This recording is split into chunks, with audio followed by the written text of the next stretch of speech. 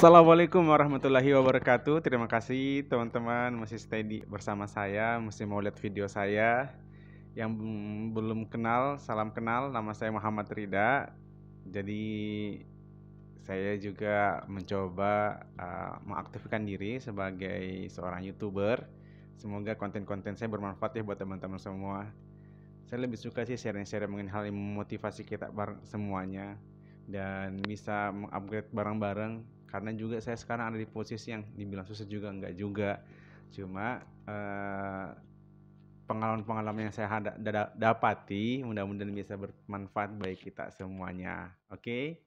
Nah, cuma saya sekarang mau sharing ya mengenai eh, hidup di waktu kita sendiri.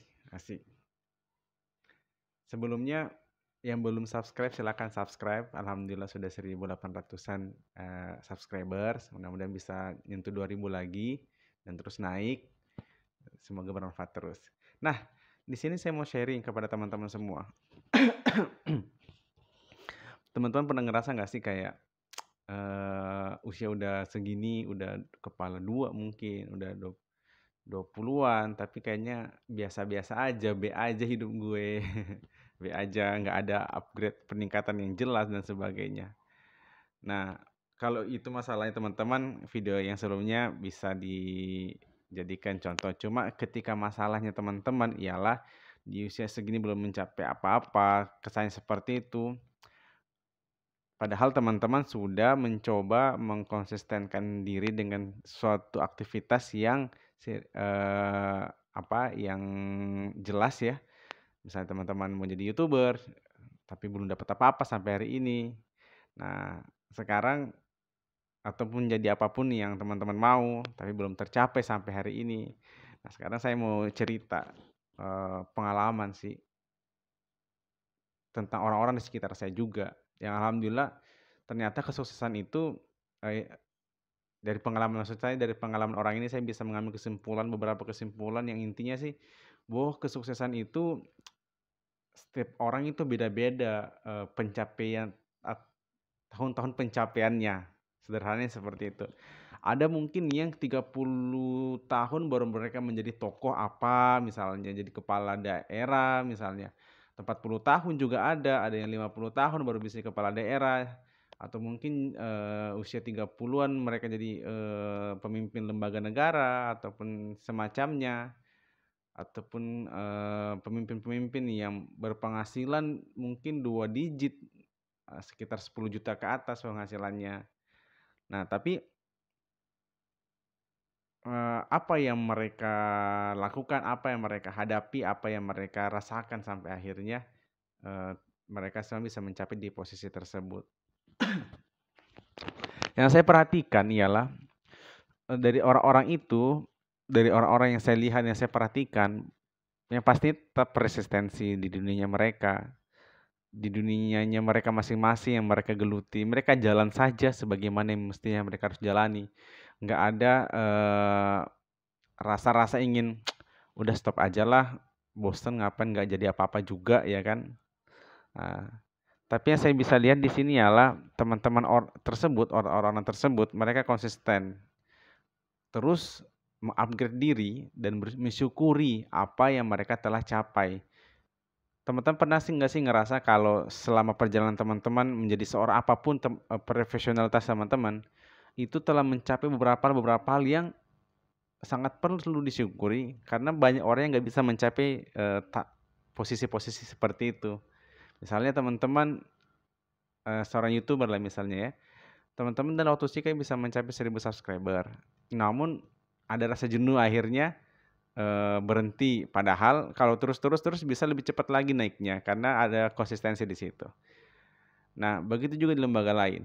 Teman-teman konsisten meningkatkan, mengasah kapasitas misalnya pendidikan, yang dulu S1 naik juga S2, terus naik lagi terus, dan pendekatan berada di lingkungan yang memang sesuai dengan apa yang teman-teman inginkan, insya Allah.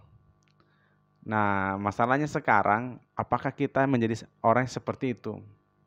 Kadang-kadang poin tentang syukur itu kita sering abaikan. kita sering menomor kesekiankan di bawah daripada rasa jenuh kita. Padahal dengan rasa syukur kita bisa mengupgrade diri kita, terus meningkatkan kapasitas kita, karena kita ada motivasi, karena ada pencapaian-pencapaian kita pernah lewati. Dan inilah sebenarnya yang harus menjadi pegangan buat kita. Yang kedua ialah kita hidup di diri kita sendiri, di waktu kita sendiri. Kita diberikan waktu oleh Allah Subhanahu wa taala, dan waktu itu memiliki dirinya sendirilah, bahasa yang seperti itu. Kalau mungkin dia sukses 25 tahun, ya mungkin saya jadi seorang yang sukses di umur 30 tahun. Selama saya konsisten pasti bisa. Banyak kok kejadian, misalnya nih Presiden Donald Trump lah ya, dia kan usianya tua tuh dibanding dengan Presiden Barack Obama. Lebih usia lebih mudaan Barack Obama, tapi duluan jadi presiden daripada Donald Trump.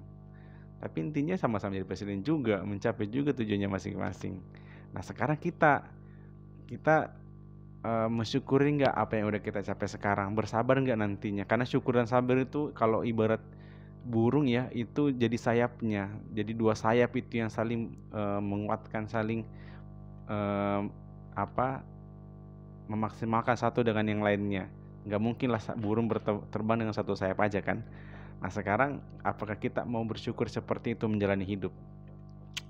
Dengan rasa syukur itu nantinya akan memaksimalkan potensi yang ada. Oh iya, kita misalnya nih saya kalau sudah seperti ini, saya lihat alhamdulillah saya bisa mencapai posisi seperti ini di usia saya seperti ini, di usia saya yang baru 20 tahun. Nah, itu disyukuri.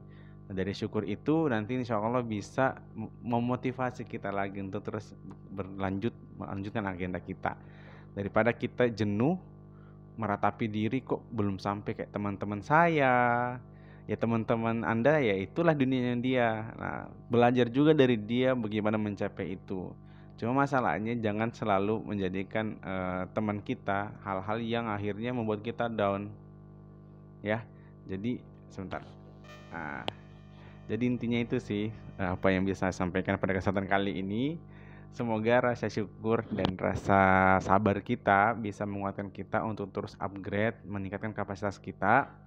Dan ingat, mungkin 1 tahun belum bisa kita mencapai kesuksesan, tapi teruslah berusaha memaksimalkan apa yang kita bisa, bekerja semaksimal mungkin, melaksanakan apa yang kita inginkan semaksimal mungkin. Allah lihat kok. Apalagi kalau memang pegangan kita Allah Subhanahu wa taala. Jadi insya Allah kadang-kadang kalau kita bukan kadang, sering malah saya lihat semacam utang aja yang kita mau selesaikan harusnya 10 tahun, tapi kalau Allah lihat keseriusan kita membayar utang, insya Allah banyak kok dipercepat, akhirnya ada aja rezeki yang lain, apalagi karir dan yang serupanya. Selama kita konsisten, bersyukur, bersabar, insya Allah kita bisa jadi apa yang kita impikan. Meskipun mungkin tidak dalam 1-2 tahun, tapi insya Allah akan mencapai. Jangan cepat putus asa, tetap semangat. Itu aja kali ya, semoga bermanfaat. Assalamualaikum warahmatullahi wabarakatuh. Jangan lupa di subscribe ya. Makasih.